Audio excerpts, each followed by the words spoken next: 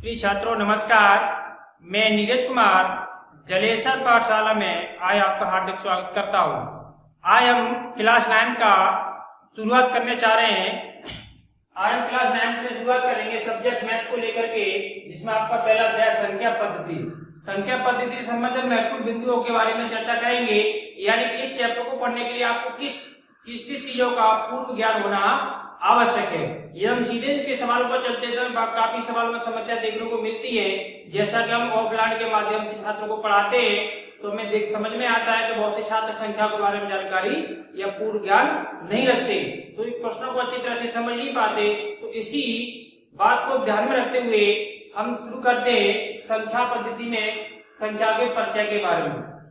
तो छात्रों, मैं डायग्राम के माध्यम से आपको संख्या की पद्धति के बारे में बताऊंगा और एक क्रम में आपको इसके बारे में डिटेल से बताता चलूंगा। जैसे कि सभी संख्याओं को हम कॉम्प्लेक्स यानी कि सम्मिश्र संख्या कहते हैं। क्या कहते हैं? सम्मिश्र संख्याएं। सम्मिश्र संख्याएं,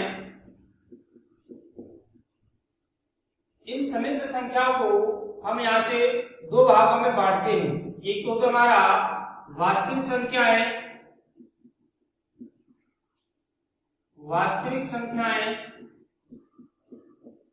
दूसरा भाग होता है काल्पनिक संख्याएं।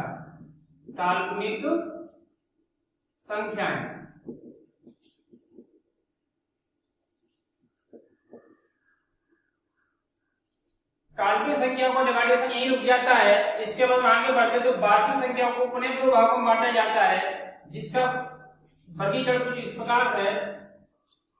परिमेय संख्याएं,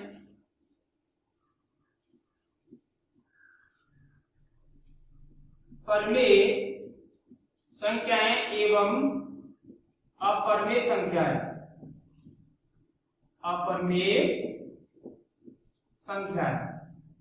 फिर परिमेय संख्या को पुनः दो भागों में बांटा गया।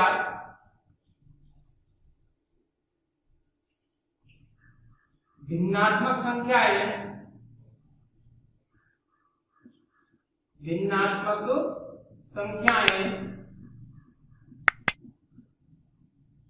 दूसरा भाग पूर्णांक, जिसे आप इंटीजर कहते हैं। और आपको अगर इंग्लिश मीडियम से पढ़ के आप क्लास 9 में आए तो मैं इसको इंग्लिश में बता चलूंगा। सम्मिश्र संख्या को हम कहते हैं कॉम्प्लेक्स नंबर, वास्तविक संख्या को कहते हैं रियल नंबर, काल्पनिक संख्या को कहते हैं इमेजिनरी नंबर, इसके बाद परिमेय संख्या को कहते हैं रेशनल नंबर और अपरिमेय संख्या को कहते हैं इरेशनल नंबर। इसके बाद परिमेय संख्या के भाग में आपको बताए फ्रैक्शनल नंबर्स एंड इंटीजर्स। यहाँ पे इंटीजर्स को हम विभिन्न रूप में आगे देखते हैं। जैसे ये आपके इधर लिख दे रहा हूं, सम संख्याएं, विषम संख्याएं,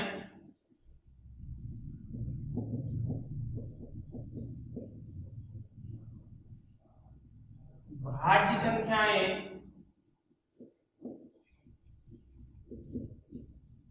अभाज्य संख्याएं,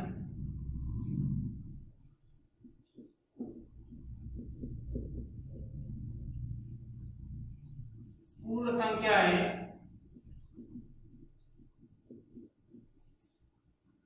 प्राकृत संख्याएं,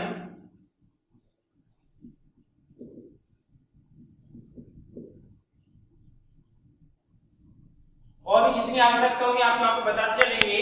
जितना आपके लिए महत्वपूर्ण हमने यहाँ पे आपके लिए लिया है। इसके बाद हम देखते हैं यहाँ से पूर्णांकों को हम 3 प्रकार से देख सकते हैं। पूर्णांक हमारे कितने प्रकार से? 3 प्रकार होते हैं।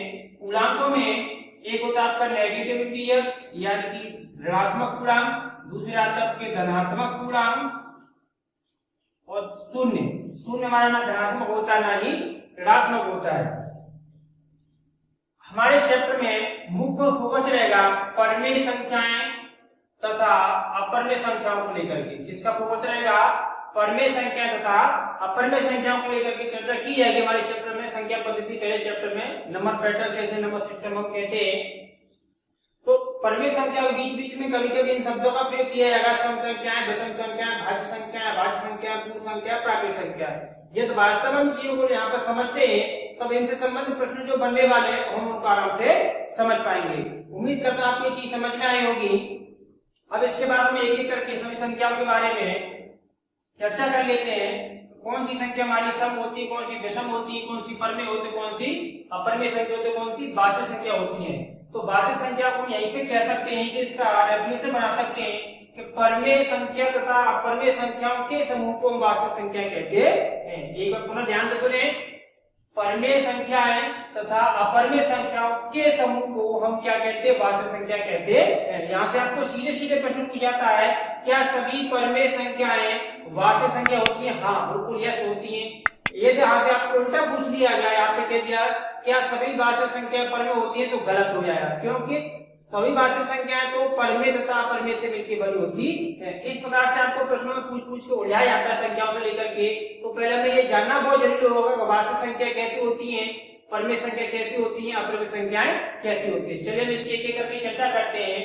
सबसे पहले दिया हमारे पास वास्तविक संख्या है, तो पहली हेडिंग हम लगा लेते हैं वास्तविक संख्या है। वास्तविक संख्याएं, रियल नंबर।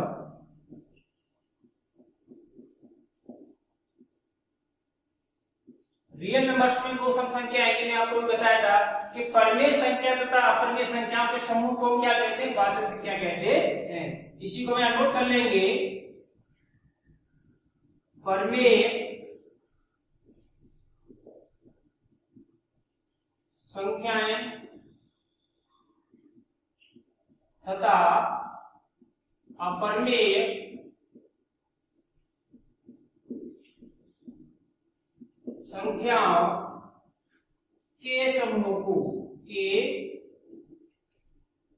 समूह को वास्तविक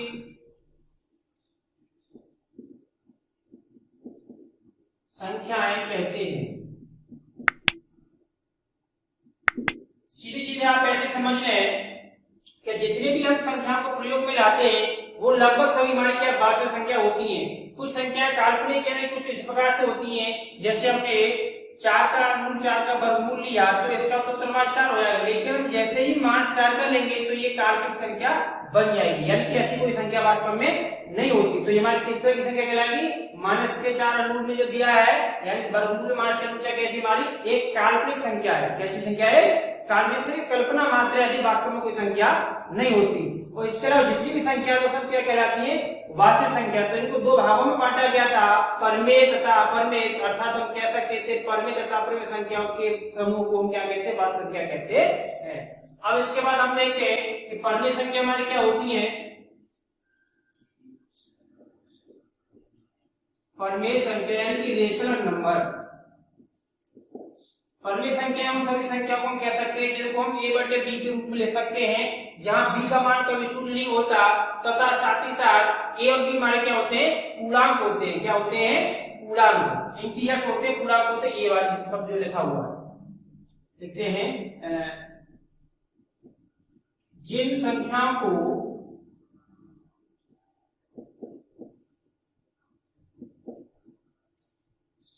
a/b या a/b के रूप में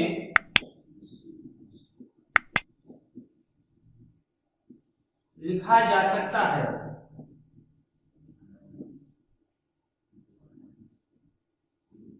a तथा b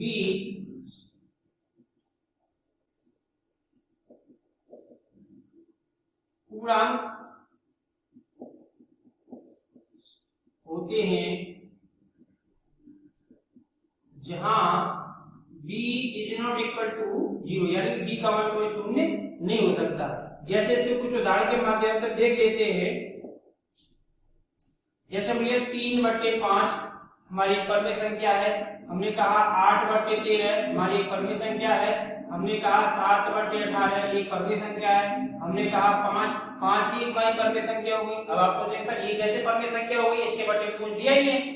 हाँ दिया है, आप लोग याद रखें, किसी संख्या में 1 से भाग लगाए तो वो संख्या हमारी योग्य तो रहती है। अर्थात 5/5 भी कह सकते हैं, इसलिए हमारी 5/1 क्या जाएगी, परमेय संख्या रहेगी। इसी प्रकार से शून्य को भी परमेय संख्या कह सकते हैं, क्योंकि शून्य को क्या लिख सकते हैं, शून्य के बट्टे में 1 लगा सकते हैं। शर्त ये थी कि इसका जो हर है वो कभी शून्य नहीं होना चाहिए, भले हमारा अंश शून्य बन जाए, इसमें कोई फर्क नहीं पड़ता, लेकिन हर अगर शून्य होता है परमेय संख्या नहीं बनेगी। अर्थात हम कह सकते हैं शून्य हमारी क्या है, परमेय संख्या है। ऐसा आपके आगे सवाल भी आएगा, वहां पर स्पष्ट रूप से आपको पूछा जाएगा क्या शून्य एक परमेय संख्या है, यदि है तो क्यों। तो उसका जवाब तो यही होगा, हाँ शून्य एक परमेय संख्या है कि वो शून्य को हम 0/1 के रूप में ले सकते हैं, जहाँ q का मान 0 नहीं है। हाँ, इस प्रकार से वो बहुत सारी संख्या होती है परमेय संख्या के रूप में रखते हैं। अब परमेय संख्या में आप देखेंगे कि परमेय संख्या में आपकी, अब आपसे पूछोगे क्या सभी प्राकृतिक संख्या परमेय संख्या होती है, यस। क्या सभी पूर्ण संख्या परमेय संख्या होती है, यस। क्यों होती है, आप थोड़ा ग्राफ को ध्यान से देखिएगा, परमेय संख्याओं में से निकल के ये सब संख्या आपकी गई बनी है। तो यहाँ से प्रश्न आपको घुमा फिरा के पूछा जाता है, परीक्षा में आपसे प्रश्न आते लगे जाते हैं 1-2 नंबर में, क्या सभी सम संख्याएं परमेय संख्या होती, तो आप चेक करेंगे सम संख्याएं किसमें से आ रही निकल के, परमेय संख्या, तो हमारा कथन सत्य होगा। क्या सभी अभाज्य संख्याएं परमेय संख्या होती है, तो कथन सत्य होगा। क्या सभी पूर्ण संख्याएं परमेय संख्या होती है, कथन सत्य होगा। क्या सभी भिन्नात्मक संख्या परमेय संख्या होती है, कथन सत्य होगा। क्या सभी पूर्णांक परमेय संख्या होती है, कथन सत्य होगा। जैसे आप इधर से इधर को जाएंगे तो सारे के सारे कथन कैसे होंगे, सत्य होंगे। जैसे आप ऊपर से नीचे को आएंगे तो कथन उल्टा होगा, तो यहाँ पर इसको असत्य कहना पड़ता है। चलिए इसके बाद हम देखते हैं परमेय संख्या, और जिन नंबर्स को हम एक प्रकार से नहीं लिख सकते, जहां पर q0 यदि नहीं सेटिस्फाई करता तो उसको क्या कहते हैं, अपरमेय संख्या कहते हैं। इसके बारे में और विस्तार से जब चैप्टर आगे पढ़ाएंगे तो इसके बारे में और चर्चा करेंगे आगे। फिलहाल आप इसकी तरह समझ लीजिए कि परमेय संख्या जो नहीं हो सकती उसके लिए आप कौन सी कैटेगरी में चली जाएंगे, वो सब अपरमेय संख्याओं में। अब इसके बाद हम आते हैं परमेय संख्याओं के भिन्नात्मक संख्याएं, जो आप देख रहे हैं ये भिन्नात्मक संख्या अपनी है। ये कैसी संख्या हमारी भिन्नात्मक संख्या, और भिन्नात्मक संख्या उनके साथ साथ हमारी क्या कहलाएगी, सब परमेय संख्याएं कहलाएगी। अब बात करें पूर्णांक की, तो पूर्णांकों में आपको पता है धनात्मक संख्या, ऋणात्मक संख्या, ऋणात्मक संख्या, धनात्मक संख्या और शून्य सभी मान क्या होती हैं, सभी की सभी परमेय संख्या होती है। अब हम चर्चा करेंगे इधर इन नंबर्स की सम संख्या क्या होती है, विषम संख्या क्या होती है। तो मैं इनकी सिर्फ पहचान मात्र आपको बता दे रहा हूँ, क्योंकि बाकी चीजें आपको पहले से पता होंगी, थोड़े रिवीजन के तौर पर हम इसकी चर्चा करते हैं। तो सम संख्या क्या होती है, तो हमने लिखा यहाँ पर सम संख्या यानी कि इवन नंबर, इवन नंबर यानी कि वे सभी संख्याएं जो 2 से विभाजित है, वे सभी संख्याएं जो 2 से विभाजित होती है उनको हम क्या कहते हैं, इवन नंबर यानी सम संख्या कहते हैं। आप इसकी पहचान लिख लेंगे, सिर्फ जिन संख्याओं के अंत में 0, 2, 4, 6, 8 होता है वो सभी संख्या में कैसी होती है, सम संख्या कहलाती है। जिन संख्याओं का इकाई अंक या अंतिम अंक, इकाई अंक कह सकते हैं आप, अंतिम अंक कह सकते हैं, इकाई अंक क्या हो, 0 हो, 2 हो, 4, 6 या 8, इनमें से अगर कोई अंक है इसका तो सब संख्या कैसी कहलाएगी, सम संख्या कहलाती है। तो जिन संख्याओं का इकाई अंक 0, 2, 4, 6, 8 होता है उस हमारी क्या है, सम संख्या कहलाती है। बाकी आप समझ गए होंगे इसके। अब अगला इसका प्रकार देखते हैं, जैसे चर्चा करेंगे विषम संख्या। अब विषम संख्या इसकी जस्ट अपोजिट होगी, जिसे आप बोर्ड नंबर कहते हैं विषम, विषम संख्या। विषम संख्या क्या होती है, तो संख्या जिन संख्याओं के इकाई अंक 2, 4, 6, 8 के अलावा कुछ भी होता है वो समय क्या कहलाती है, विषम संख्या कहलाती है। अर्थात हम कह सकते हैं जो संख्या 2 से विभाजित नहीं है वो सब की सब संख्या हमारी क्या कहलाएंगी, विषम संख्या कहलाएंगी। अर्थात 2 से विभाजित न होने वाली संख्या, न होने वाली संख्याएं क्या कहलाएंगे, हमारी विषम संख्या कहलाएंगे। इसके अलावा भाज्य भाज्य संख्याएं, तो भाज्य संख्या की हम बात कर लेते हैं। भाज्य वो संख्या होती है, भाज्य संख्याएं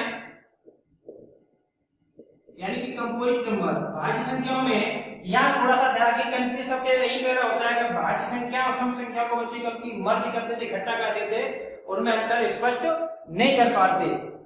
तो यहाँ पर ध्यान देने वाली बात होगी कि हमारी भाज्य संख्या कौन सी होती है, अर्थात हमें आपको सीधे एक पहचान बताएंगे कि भाज्य संख्या वे संख्या होती है जो एक और खुद के अलावा किसी तीसरी संख्या से विभाजित हो जाए, यानी कि प्रत्येक संख्या अपने आप से विभाजित होती है, प्रत्येक संख्या एक से विभाजित होती है। इसके अलावा यदि वो किसी तीसरी संख्या से विभाजित हो रही है तो हम कह सकते हो वो संख्या हमारी कैसी है, भाज्य संख्या है। कैसी संख्या है, भाज्य। जैसे मैं कुछ संख्याओं का आपको उदाहरण ले लेता हूं, दिखाई दे रहा है सर, चलिए मैं इधर ही ले लेता हूं। जैसे हमने यहाँ पर नोट किया 2, तो 2 किस किस से विभाजित है, तो 2 एक से खुद विभाजित है और सॉरी खुद 2 से विभाजित है। यदि मैं बात करें 3, तो 3 में 1 से भाग जा सकता है, 3 से आ सकता है। मैं बात करें 4 की, तो 4 में 1 से भाग जा सकता है, 2 से आ सकता है और खुद 4 से जा सकता है। मैंने बात करी आपसे 5, तो 5 में 1 से भाग जाएगा, 5 से आएगा। मैं आपसे बात करी 6, तो 6 में किस किस से भाग जाएगा, तो जो जिन संख्याओं से भाग जाएगा 1 से आएगा, 2 से, 3 से और 6 से। अब यही आप थोड़ा ध्यान से समझिएगा, आप यही आपको तो स्पष्ट समझ में आएगा कि इसमें कौन सी संख्या भाज्य कौन सी अभाज्य है। तो जिन संख्याओं के गुणनखंड केवल 2 होते हैं, यानी जिन संख्याओं के गुणनखंड केवल 2, गिनती में 2 आते हैं, वो सब संख्या हमारी कैसी कहलाती है, अभाज्य। तो आप देखें यहाँ पर संख्या 2 कितने फैक्टर है इसके, 1 2, इसका मतलब कैसी हमारी एक अभाज्य संख्या है। 3 में कितने गुणनखंड है इसके, 1 2, कैसी संख्या रहेगी हमारी ये अभाज्य संख्या रहेगी। लेकिन 4 के कितने गुणनखंड है, 1 2 3, अर्थात हम यहाँ पे स्पष्ट हो गया, हम समझ गए कि जिन संख्याओं के गुणनखंड 2 से अधिक आए, जिन संख्या गुणनखंड 2 से अधिक आए तो हम क्या कहते हैं, उन्हें हम भाज्य संख्या कहते हैं। तो हम ये लिखेंगे जिन संख्याओं के गुणनखंड, थोड़ा ध्यान देंगे, मैं आपसे गुणनखंड के लिए कहा है, अभाज्य गुणनखंड नहीं कहा है। इसकी चर्चा में आगे आपको बताऊंगा गुणनखंड क्या होते हैं, अभाज्य गुणनखंड क्या होते हैं, गुणज क्या होते हैं। फिलहाल आप इस चीज को देखिएगा, जिन संख्याओं के गुणनखंडों की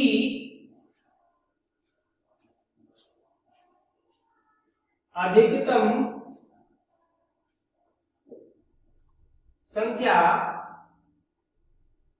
अधिकतम हम इसको ऐसे लेते हैं, जिन संख्याओं के गुणनखंडों की संख्या 2 से अधिक हो, गुणनखंडों की संख्या 2 से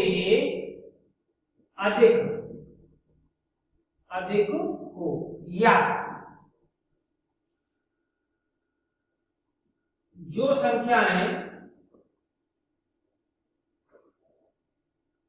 एक तथा स्वयं के अलावा या अतिरिक्त, स्वयं के अलावा या अतिरिक्त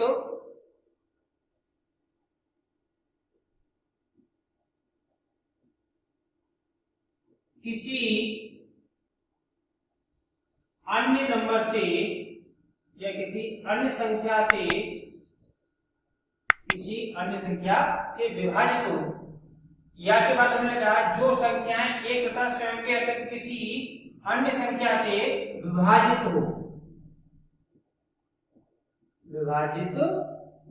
बस उन सभी संख्याओं क्या कहते हैं, भाज्य संख्या कहते हैं। चलिए अब हम इसकी उम्मीद करते हैं आप इसको थोड़ा, मैं साइड में हो रहा हूं, इसको आप नोट करिए।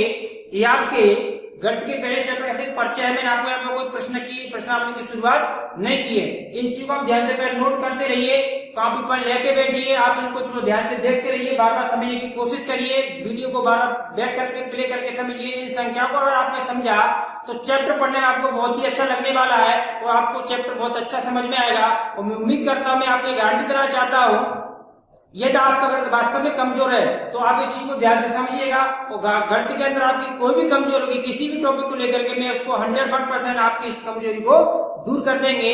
चलिए अब इसको नोट करिएगा। चलिए अब यहाँ से आगे की संख्याओं के बारे में जानते हैं। हमने अभी तक जान लिया था सम संख्याओं के बारे में, विषम संख्या के बारे में, भाज्य संख्याओं के बारे में। अब इसके आगे चर्चा करेंगे अभाज्य संख्या। अब नंबर आपका जो भी रहा होगा, नंबर को याद नहीं, मैंने इसको साफ कर दिया, मैं सीधे हेडिंग लाता आपकी अभाज्य संख्याएं। अभाज्य संख्या में जैसा कि अभी हमने जाना था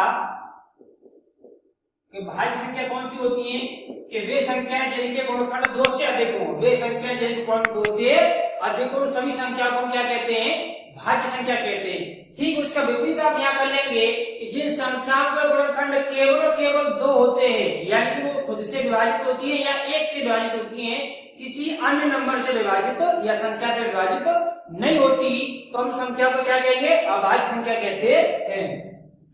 यानी जिन संख्याओं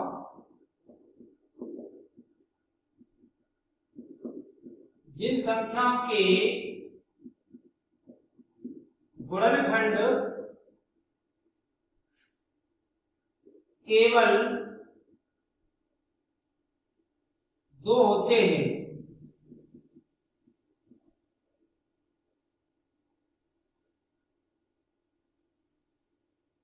जैसे तो सबसे छोटी अभाज्य संख्या हमारी 2 होती है। चलो 2 गुणनखंड कितने आपका 1 गुणा 2, इससे ज्यादा आप इसके गुणनखंड नहीं कर सकते। दूसरी हमारी अभाज्य संख्या होती है 3, तो 1 गुणा 3 ये हमारी एक अभाज्य संख्या होगी। 3 का 4 हमारी कैसी होती है? भाज्य संख्या होती है, जिसको हम 4 को पहले देख चुके हैं। 4 के गुणनखंड कितने होते हैं? ये 4 1 से विभाजित होती है, 4 2 से विभाजित होती है, 4 खुद 4 से विभाजित होती है, अर्थात 4 के गुणनखंड कितने हो गए हमारे? 3 हो गए, यानी कि 2 से अधिक हो गए। इसका मतलब लगे नंबर 5, तो 5 हमारी कैसे संख्या? तो 5 गुणनखंड करेंगे तो आपके 1 गुणा 5 2 गुणनखंड है इसके। 6 आप करेंगे तो 6 गुणनखंड कितने होते हैं? हमें आपको यहाँ पर दिखाई भी है। 6 के गुणनखंड कितने होते हैं? 1, 2, 3, 6। ये सभी क्या है? 6 के गुणनखंड है। तो इसके बाद हम आप देख आगे संख्याएं, जैसे 7 हमारी कैसी है? एक अभाज्य संख्या जो इसका ये किसी विभाजित नहीं होती, तो ये 1 गुणा 7। जैसे आपने लिया 8, कभी आपसे लेंगे 9, तो 9 को लेकर बच्चे कंफ्यूज आते हैं, क्यों कहां चले जाते हैं? हम पूछते हैं भाज्य अभाज्य संख्या लेकर उसमें विषम की तुलना कर बैठते हैं। आप ध्यान रखिएगा, 9 संख्या अभाज्य है, 9 संख्या सॉरी विषम संख्या है। 9 विषम संख्या तो है लेकिन अभाज्य संख्या नहीं, क्योंकि ये 3 से कट जा रही है। किससे कट जा रही है?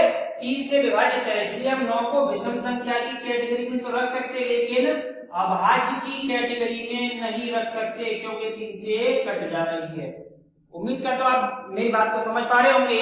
यहाँ से कई बार आगे प्रश्न बना लिया जाता है, आपको यहाँ पर अटका दिया जाता है कि 9 एक विषम संख्या है क्या, यह अभाज्य संख्या भी है? तो वहां पर आप बच्चे दोनों चीज को यस कर देते हैं, जब वहां पर एक ही हमारा ऑप्शन सही होता है। 9 हमारी विषम संख्या तो लेकिन अभाज्य संख्या नहीं। तो 8 9 कैंसिल होगा, 10 भी होगा आपके एक संख्या होते 11, जो कि 11 गुणनखंड कितना होगा आपके 1 गुणा 11। तो ऐसी बहुत सारी संख्याएं हैं जिनके बारे में आप आगे पढ़ेंगे भी, देखेंगे भी। हमें सिर्फ एक पहचान मात्र समझनी थी कि अभाज्य संख्या कौन सी होती है, कि जिन संख्याओं के गुणनखंड केवल 2 होते हैं। तो देखिए आप सभी के गुणनखंड कितने हैं? 2 अंकों में इसके गुणनखंड मिले हैं, अर्थात हम कहते हैं कि सभी हमारी कहती है अभाज्य संख्या। यदि आप ये भी भूल जाए तो मैं आपको एक ट्रिक बताऊंगा। जैसे आप पहाड़े याद करते हैं, तो पहाड़े याद करते वक्त आप देखते होंगे तो जो संख्या किसी पहाड़े के बीच में ना है वो सब संख्या कहती होती है अभाज्य संख्या होती है, क्योंकि अभाज्य होती है तभी किसी पहाड़े के बीच में नहीं आती। जैसे भी हम की बात करें यहाँ पर 11 क्या 2 से लेकर 10 से लेकर आप जहां तक भी पहाड़े पड़ते किसी संख्या के बीच में आता नहीं आता, खुद के अपने पहाड़े में ही आता है। इसका जब मैं आपसे बात करूं 19 की, क्या 19 जैसे आपको 19 क्या है? एक अभाज्य संख्या है। 19 किसी पहाड़े के बीच में नहीं आएगा। कभी के बच्चे कंफ्यूज होते हैं, मैं बात कहूं क्या बताइए 15 कैसी संख्या है? तो 15 क्या है? ये भी अभाज्य संख्या नहीं, अभाज्य नहीं है, क्योंकि 15 जो है 3 के पहाड़े में भी आता है, 15 5 के पहाड़े में आता है, इसका मतलब ये विभाजित है, ये अभाज्य संख्या नहीं होगी। चलिए हम आगे देखते हैं। ये हमारी हो गई अभाज्य संख्या। अभाज्य के बाद हम बात करेंगे अब पूर्ण संख्या। पूर्ण संख्या क्या होती है हमारी?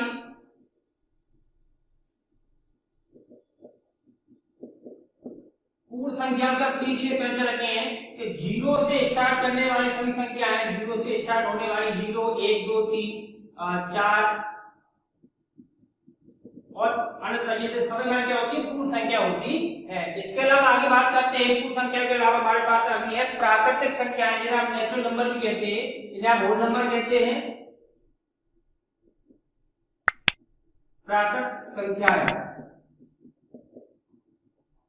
यदि इन्हीं अंकों में शून्य को हटा दें, यदि इन्हीं किसको हटा दें? शून्य को डालें, तो आपकी संख्या ये नेचुरल नंबर यानी प्राकृतिक संख्या बन जाती है, जैसे 1 2 3 4 5 6 और 4।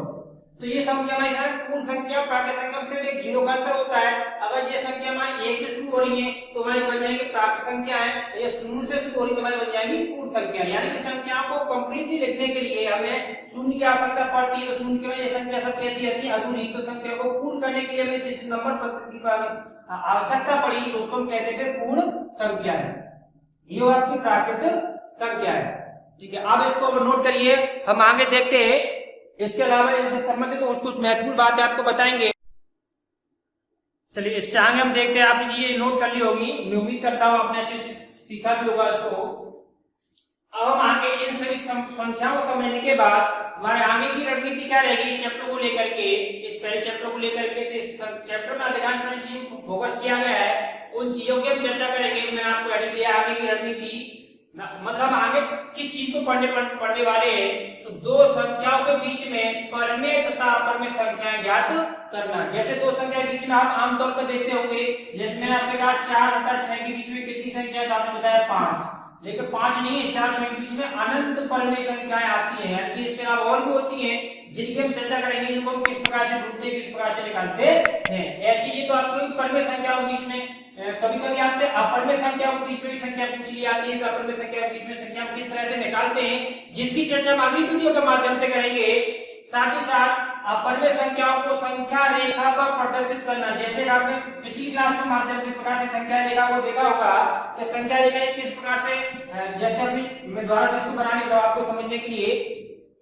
जैसे हमारे पास नंबर लाइन संख्या रेखा है, जिसका आप क्या करते हैं, बीच में शून्य लगाते थे, इसके बाद इधर प्लस का 1, प्लस का 2, प्लस का 3, इधर आप लगाते हैं मास का 1, मास के 2, मास के 3। अब इस संख्या रेखाओं को हम क्या करेंगे, अपरमेय संख्या को किस तरह से प्रदर्शित करेंगे, क्योंकि हमारे पास ये जितनी भी संख्या लिखी है ये सब की सब परमेय संख्या है, चाहे तो शून्य हो, चाहे प्लस का 1, चाहे प्लस का 2, चाहे मास का 1, चाहे मास का 2, ये सब संख्या परमेय है। तो जिसे तो निरूपित करना पिछली क्लासों के माध्यम से सीख चुके।